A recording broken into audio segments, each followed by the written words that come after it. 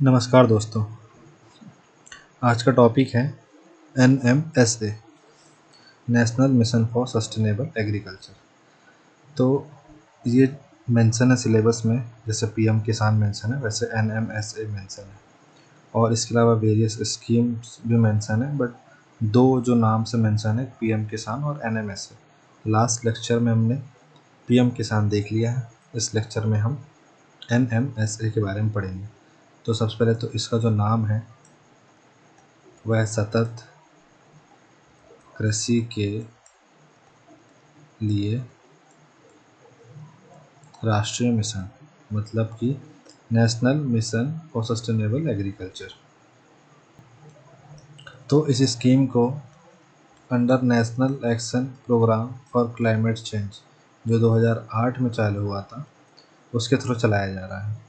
तो ये स्कीम 2008 में चालू नहीं हुई है, national action plan for climate change 2008 में चालू हुआ है। तो ये स्कीम कब चालू हुई है? ये स्कीम 2014-15 में चालू हुई अंडर 12th 5 ईयर प्लान, और इसका कर्ता धर्ता कौन है? Ministry of agriculture farmer welfare, ministry of agriculture and farmer welfare.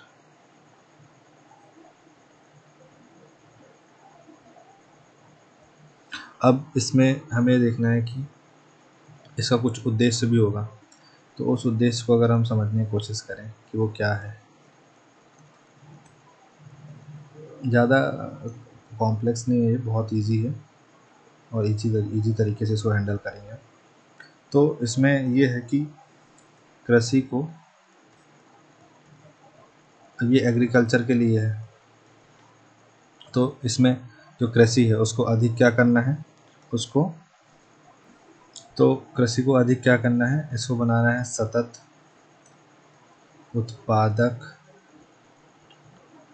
लाभकारी और क्लाइमेट अनुकूल। ठीक। तो जो एग्रीकल्चर है उसको हमें कैसे बनाना है? सतत बनाना है, ताकि जो जैसे मिट्टियाँ हैं, मिट्टियों का यूज होगा तो मिट्टियाँ ऐसी रहें कि आगे भी उपजाऊ रहें। ऐसा ना हो कि एक साल खेती करी फिर उसकी हालत ख़राब हो गई, खूब केमिकल डाल दिए। नहीं, प्रोडक्टिव बनाना है कि मतलब इस तरीके से बनाना है कि जो उसका यूज़ हो, ठीक है, जो भी उसमें यूज़ किया जाए और जो भी चीज़ें यूज़ हों वो सब ऐसी हों कि साइंटिफिकली अच्छे से इस्टेब्लिश्ड होकर के यूज़ हो, जैसे सॉइल हेल्थ कार्ड का यूज़ करके कितना केमिकल डालना है, ये सब चीज़ें हो। इसके बाद लाभकारी बनाना है ताकि अर्निंग भी अच्छी खासी हो, और क्लाइमेट अनुकूल बनाना है कि किस टाइप की फसल बोआ जाए, जैसे कि तापमान कैसा है, वर्षा कैसी हो, ये सब देख करके।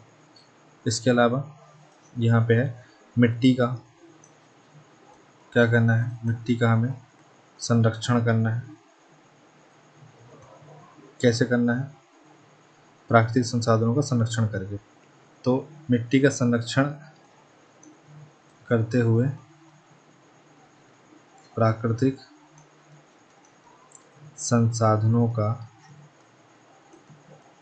संरक्षण करना है। साथ ही क्या करना है? कुशल जल प्रबंधन करना है। कैसे करेंगे? ऐसी तकनीकों को ऐसी उपयोग करेंगे, जैसे ऐसी प्रथाओं का यूज़ करेंगे, मतलब टेक्निक्स का यूज़ करेंगे टोटल, ऐसा कहना चाह रहा। तो इसको ऐसे लिख देते हैं कि कुशल जल प्रबंधन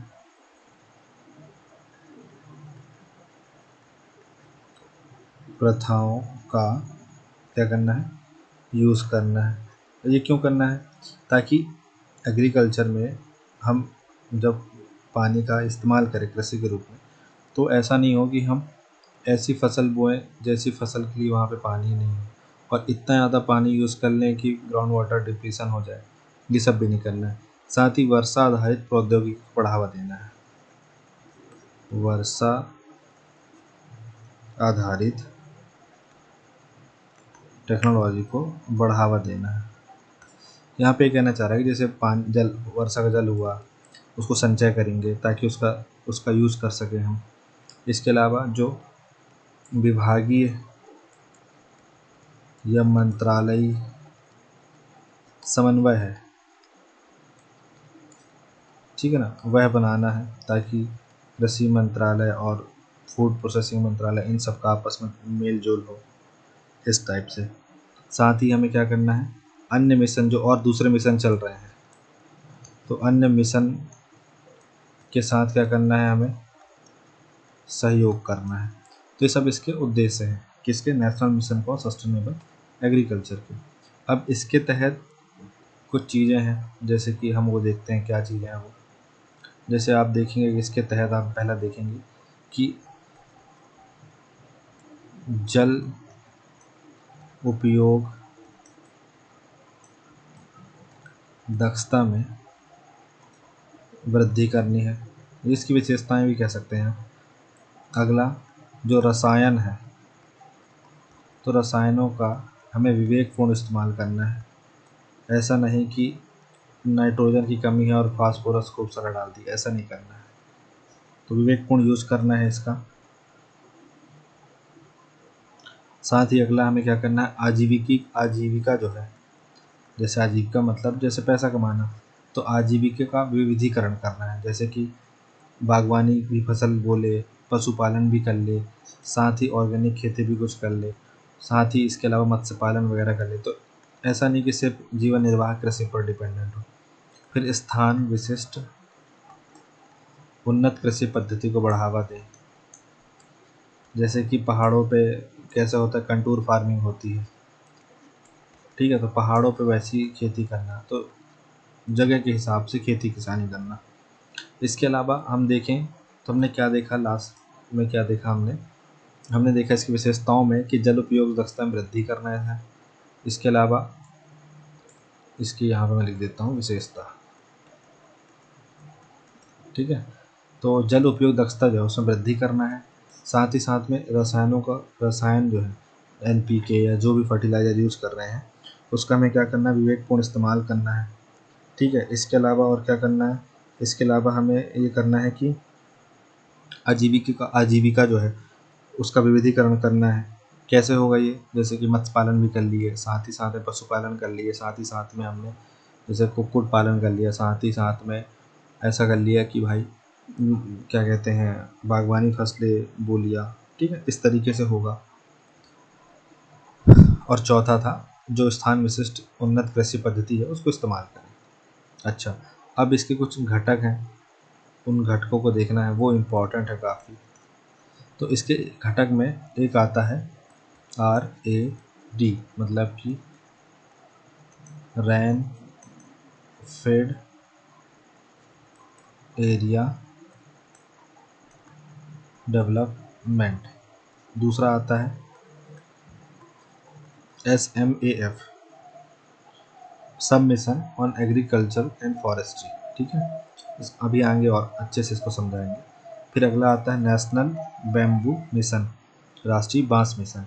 फिर एक आता है इसमें सॉइल हेल्थ मैनेजमेंट। फिर एक आता है इसमें CCSAMMN,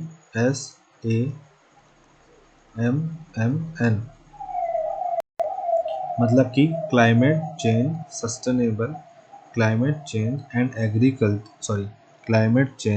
and sustainable agri monitoring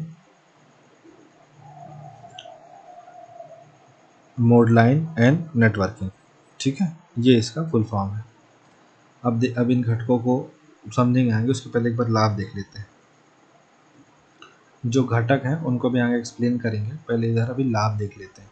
तो इसके लाभ क्या हैं, इसके लाभ हैं कि खाद्य एवं आजीविका सुरक्षा, ठीक है, खाद्य मतलब फूड सिक्योरिटी के साथ साथ जो आजीविका है, लाइवलीहुड है, उसकी भी सुरक्षा सुनिश्चित करने में सहायक होगा ये।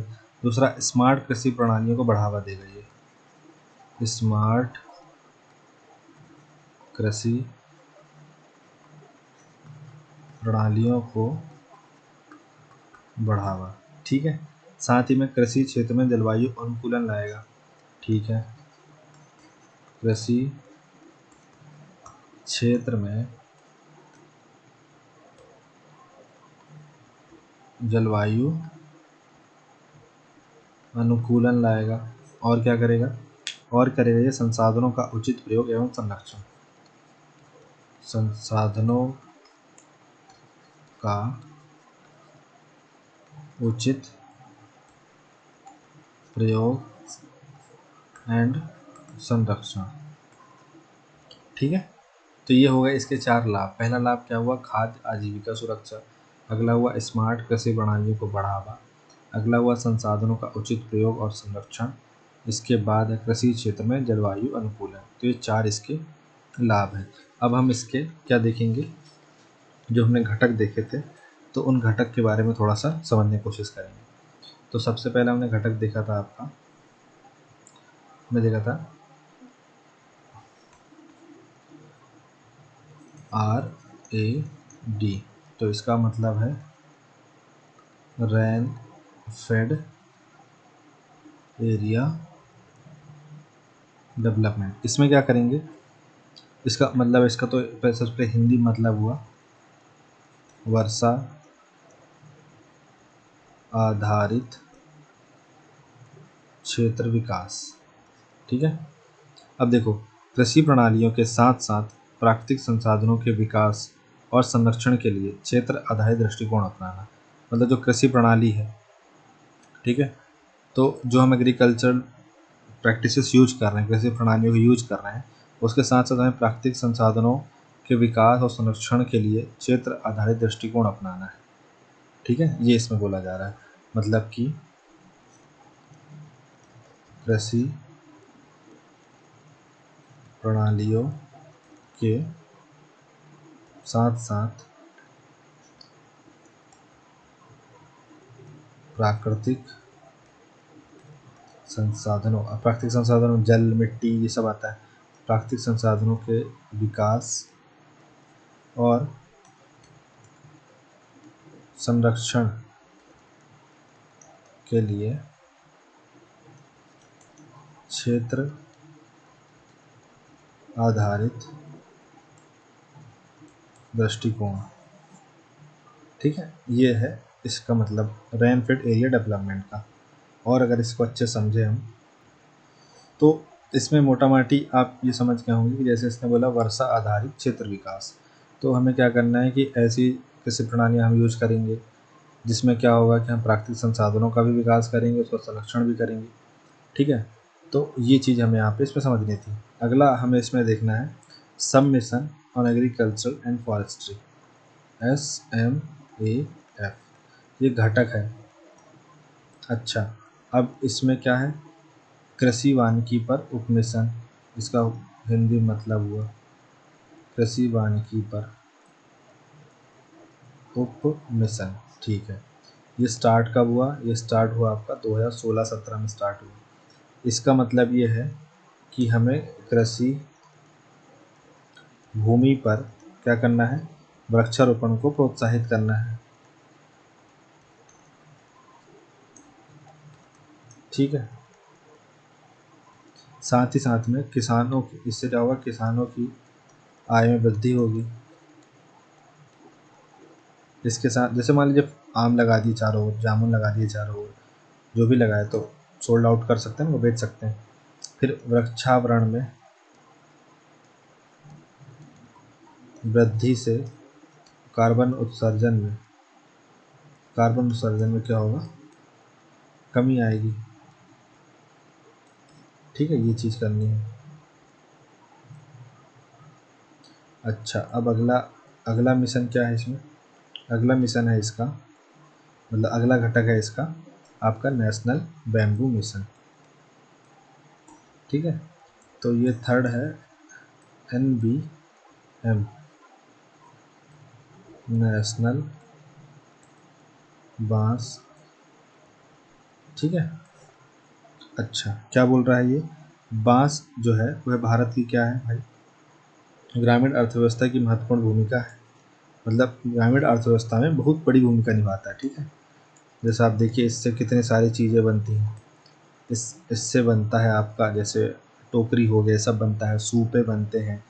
इसके अलावा खिड़कियाँ, दरवाजे मतलब बनते हैं, पर्दे बनते हैं, ढेर दीवार तक बन जाती है। ठीक है, और दरवाजे बनते हैं, सब कुछ बनता है, बहुत सारी चीज़ें बनती हैं। तो ग्रामीण विकास की जो मतलब, सॉरी, यहाँ पे हमें लिखना है कि जो ग्रामीण इकोनॉमी है, में इसका बड़ा रोल है। किसका? बांस का। तो नेशनल बैम्बू मिशन इसलिए चलाया जा रहा है क्योंकि जो हमारा ये है बांस है, ये ग्रामीण विकास में बड़ी भूमिका अदा करता है। साथ ही साथ में हमें क्या करना है, अच्छा ये बड़ी भूमिका अदा करता है इसलिए हमें बांस क्षेत्र का क्या करना है? विकास करना है। अच्छा, और क्या करना है? अब और ये करना है कि बांस की उन्नत किस्मों का भी विकास करना है। बांस की जो उन्नत किस्म है उनका भी हमें क्या करना है? विकास करना है। ठीक है, और क्या करना है? हमें प्राथमिक प्रसंस्करण इकाइयों की स्थापना करनी है, और हमें ये करना है कि प्राथमिक प्रसंस्करण यूनिट्स की स्थापना करनी है। ठीक है, और क्या करना है? बांस आधारित हस्तशिल्प के विपणन को बढ़ाना है। बांस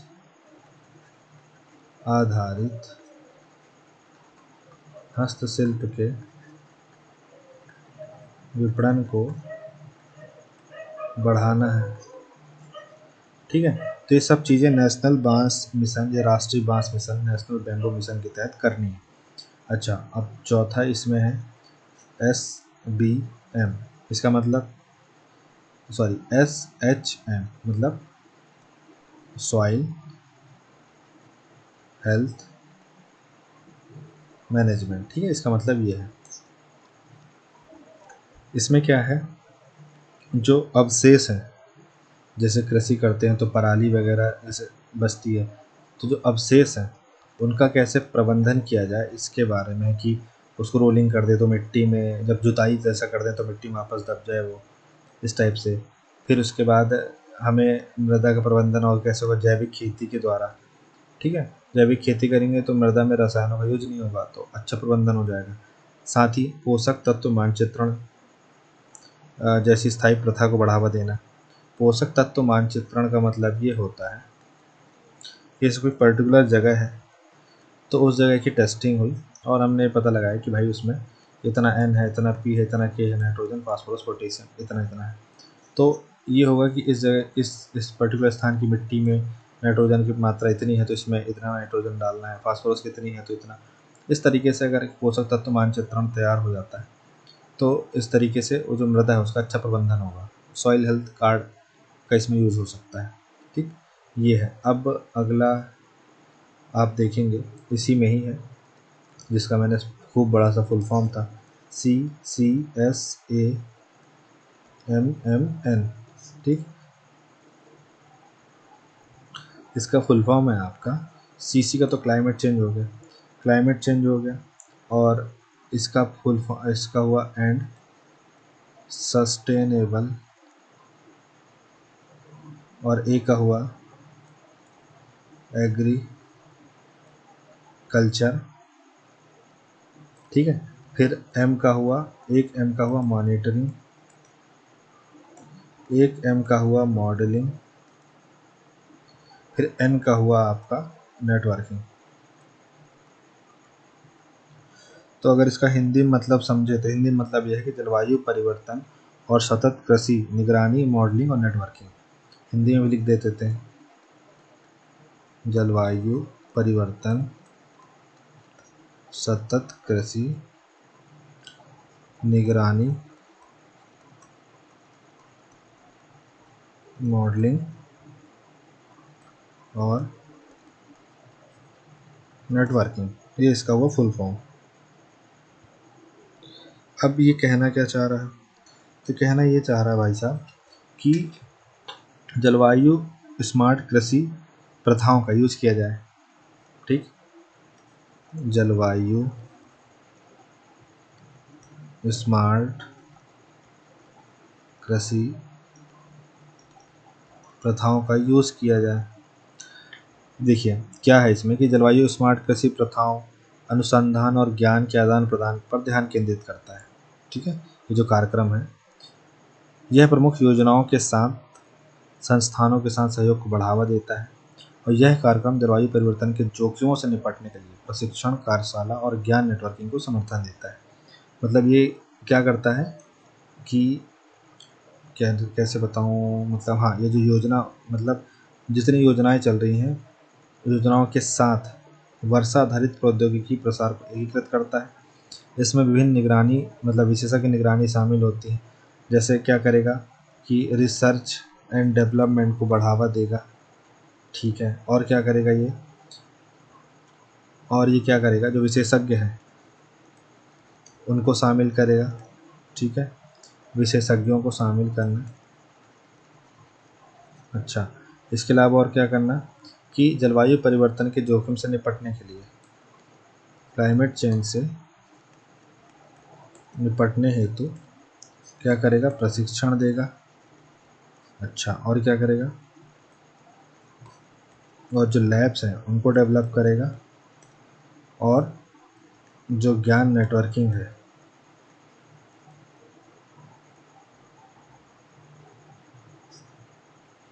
उसका समर्थन करेगा। मतलब इसमें जैसे टीवी के माध्यम से, मोबाइल के माध्यम से जानकारी प्रोवाइड कराना है। तो इस तरीके से जो CCSAMMN है ये ऐसे काम करेगा। तो यहाँ पे हमने समझा कि जो हमारा national mission for sustainable agriculture है वो है क्या कुल जमा, ठीक है। तो अगर शुरू से हम देखें तो हमने क्या देखा कि जो national mission on sustainable agriculture है, सतत कृषि के लिए राष्ट्रीय मिशन, ये national action programme for climate change 2008 के अंडर चालू हुआ, और मतलब उसके तहत चालू हो रहा है। और चालू कब हो रहा है, 2014-15 में, जब 12th 5 ईयर प्रोग्राम 2012 से चल रहा था वो, तो 2014-15 में चालू हुआ, ठीक है। चालू हुआ तो कौन सी मंत्रालय, ऑब्वियस सी बात है कृषि और किसान कल्याण मंत्रालय के द्वारा ही चलाया जाएगा, ठीक है। अब इसके कुछ उद्देश्य थे कि कृषि को अधिक सतत, उत्पादक, लाभकारी और क्लाइमेट के अनुकूल बनाना है। दूसरा, मिट्टी का संरक्षण करते हुए प्राकृतिक संसाधनों का भी संरक्षण करना है। अगला, कुशल जल प्रबंधन प्रथाओं का यूज़ करना है। अच्छा, फिर अगला, वर्षा आधारित जो टेक्नोलॉजी उसको बढ़ावा देना है। साथ ही में विभागों के बीच में, मंत्रालयों के बीच में समन्वय है वह बनाता है, ठीक है। कैसे बनाता है, जैसे मान लीजिए एक किसी मंत्रालय कुछ स्कीम चल रही है, किसी मंत्रालय कुछ स्कीम चल रही है, तो दोनों को मर्ज करता है, अन्य मिशन के साथ सहयोग दिलाता है, ठीक है। साथ ही साथ में अब इसकी कुछ विशेषताएं हैं, जैसे जल उपयोग दक्षता में वृद्धि करता है, रसायनों का विवेकपूर्ण यूज़ करने की बात करता है, आजीविका का विविधीकरण करता है, और स्थान विशिष्ट उन्नत कृषि पद्धतियों को बढ़ावा देता है। अच्छा, घटक क्या हैं इसके, rain fed area development, sub mission on agriculture and forestry, national bamboo mission, soil health management, और climate change sustainable agricultural monitoring, modelling and networking इसको शामिल करता है। अब कुछ लाभ भी होंगे इसके, तो खाद्य और आजीविका सुरक्षा देता है, स्मार्ट कृषि प्रणालियों को बढ़ावा देता है, संसाधनों का उचित प्रयोग और संरक्षण प्रोवाइड करता है। साथ ही साथ में कृषि क्षेत्र में जलवायु अनुकूलन की बात करता है, ठीक है। ये लाभ हैं इसके, मतलब खाद्य और मतलब फूड सिक्योरिटी भी देगा, लाइवलीहुड सिक्योरिटी भी देगा, और हमें स्मार्ट कृषि प्रणालियों को बढ़ावा भी दे रहा है। संसाधनों का कैसे उचित प्रयोग हो जाए, जैसे जल का, मिट्टी का, इन सब का कैसे उपयोग हो, संरक्षण हो।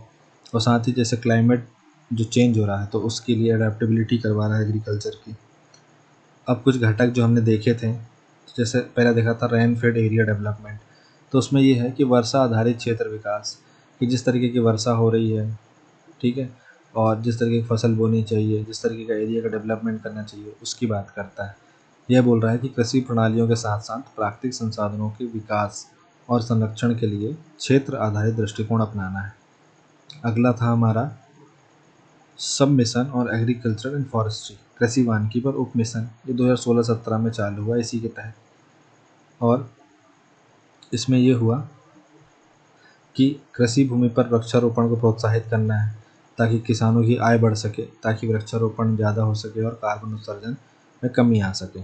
साथ ही अगला था नेशनल बैम्बू मिशन, जिसका मतलब था, मतलब जिसमें कहा जा रहा था कि ये ग्रामीण विकास की, ग्रामीण अर्थव्यवस्था में बड़ी भूमिका अदा करता है बैम्बू, तो बांस क्षेत्र का विकास करना है। अब बांस क्षेत्र का विकास कर लिए तो बांस की उन्नत किस्मों का विकास करना है।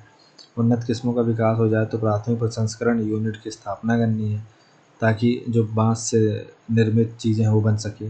साथ ही बांस आधारित हस्तशिल्प के विपणन को बढ़ाना है। हस्तशिल्प से क्या होगा, जैसे मान लो सूपे बन गए, टोकरी बन गई, जैसे भी हलचट बनाया जाएगा तो हलचट में एक दूसरे को क्या देते हैं, टोकरी देते हैं, मायके वाले ससुराल वाले से कुछ चलता है, तो उस तरीके से सूपे हो गए, बड़े बड़े जो जिसको टोकरे बोलते हैं वो बनते हैं, साथ ही में पंखे बनते हैं, साथ ही में घरों के पर्दे बन जाते हैं बांस से ही।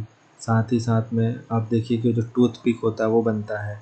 आप देखेंगे कि दरवाजे बन जाते हैं, गाँव में दीवारें बन जाती हैं उस पे, और बहुत सारे वेरियस यूज़ हैं, तो उन सब की मार्केटिंग भी हो जाए, ये सब करना है। अगला ये था सॉइल हेल्थ मैनेजमेंट।